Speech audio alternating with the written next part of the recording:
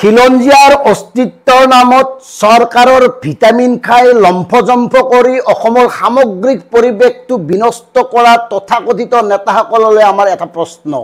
এই যে মাননীয় মুখ্যমন্ত্ৰী ডাঙৰীয়াই ক'লে 2014 চনৰ 31 ডিচেম্বৰলৈকে অহা অমুছলমানখিনিৰ যি কেছ আছে বিদেশী ন্যায়াধিকৰণত সকলোবোৰ গোচৰ বাতিল কৰা হ'ব আৰু আৰক্ষী অধীক্ষক আৰু জিলা উপায়ুক্তক নিৰ্দেশ দিছে তেওঁলোকে যাতে আপোনাৰ ভাৰতীয় নাগৰিকত্ব পোৱাৰ বাবে আবেদন কৰে।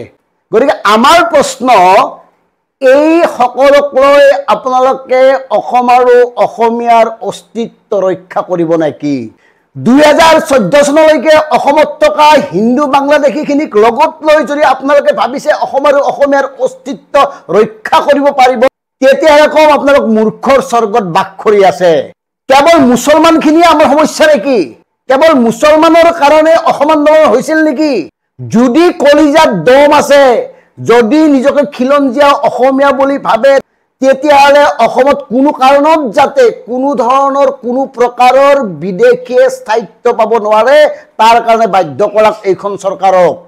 আৰু এই যে এতিয়া আপোনালোকৰ তেজৰ পিৰপিৰণি উঠিছে, জাতিটো গ'ল আমাৰ খিলঞ্জীয়া শেষ, এই কথাটো সোধক সৰ্বানন্দ সোণোৱালক।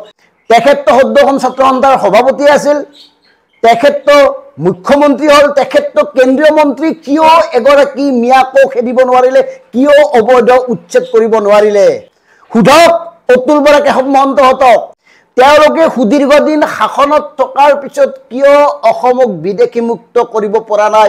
ধৰি বান্ধি সোধক, জবাবদিহি কৰক। যেতিয়ালৈকে উত্তৰ দিব নোৱাৰে তেতিয়ালৈকে যাব নোৱাৰাকৈ ৰাখক। পাৰিব? আছে দম, আছে কলিজা? নাই। এই কাৰণে নাই, আপোনালোকে চৰকাৰৰ ভিটামিন লৈয়ে এতিয়া অসমখন অস্থিৰ কৰি 2026 ৰাজনৈতিক নিৰ্বাচন এটাৰ পৰিৱেশ সৃষ্টি কৰি আছে।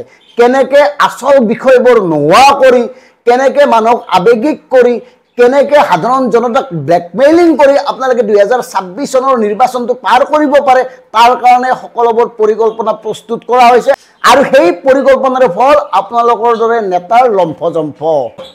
কিয় ইমান বছৰ বিদেশী সমস্যাটো শেষ কৰিব পৰা নাই? মানে বিদেশী চৰকাৰৰ কাৰণে ভিটামিন সি কংগ্ৰেছেই হওক, অসম গণ পৰিষদে হওক, সি ভাৰতীয় জনতা পাৰ্টীয়ে হওক, তেওঁলোকৰ নিজৰ ৰাজনৈতিক অংকৰ বাবে এই সকলোবোৰ কৰি আহিছে। এই কথাবোৰ কিয় আপোনালোকে অনুধাৱন কৰিব পৰা নাই? আমি কালিও কৈছো, আজিও কৈছো, অনাগত সময়তো কম, মিয়া খেদা আন্দোলনত আমিও চামিল হ'ম। যদিহে মিয়াক ক'ৰ পৰা কৈ খেদিব পাৰে, মিয়াক ক'ৰ পৰা ক'ত ৰাখিব, সেই জেগাসমূহ আপোনালোকে ঠিক কৰি দিব পাৰে। তাৰ আগতে এটা কথা কওঁ, এই যে মিয়াসকলৰ হাতত আছে বিভিন্ন আধাৰ কাৰ্ড, গাড়ী চলোৱা অনুজ্ঞাপত্ৰ, আপোনাৰ পাছপোৰ্ট পৰ্যন্ত আছে। এইবোৰ কোনে ব্যৱস্থা কৰিছে যদি তেওঁলোক ভাৰতীয় নহয়?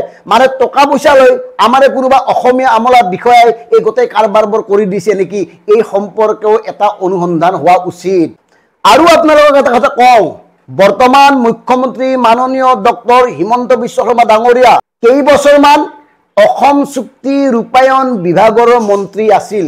সেইখিনি সময়ত তেখেতে কি কৰিলে তাৰ প্ৰশ্ন ডক্টৰ হিমন্ত বিশ্ব শৰ্মা ডাঙৰীয়াক সুধিব পাৰিবনে? কিয় অসম চুক্তি সম্পূৰ্ণকৈ ৰূপায়ণ কৰাৰ বাবে তেখেতে কোনো প্ৰয়াসে নচলালে? নাটক, কেৱল নাটক। নিৰ্বাচনী বৈতৰণি পাৰ হোৱাৰ কাৰণে এয়া নাটক, তাত বাহিৰে একো নহয়। আৰু দুৰ্ভাগ্যজনক কথা এই যে অসমৰ একাংশ জাতীয় দল সংগঠনে এই নাটকখনত অভিনয় কৰা আৰম্ভ কৰি দিলে। গতিকে আমি অসমৰ সাধাৰণ জনতাই কাক বিশ্বাস কৰিম, কিয় বিশ্বাস কৰিম, এই প্ৰশ্নটোৱে এই মুহূৰ্তত আটাইতকৈ ডাঙৰ প্ৰশ্ন। প্ৰিয় দৰ্শক, কথাবোৰ ভাবি চাব। ধন্যবাদ।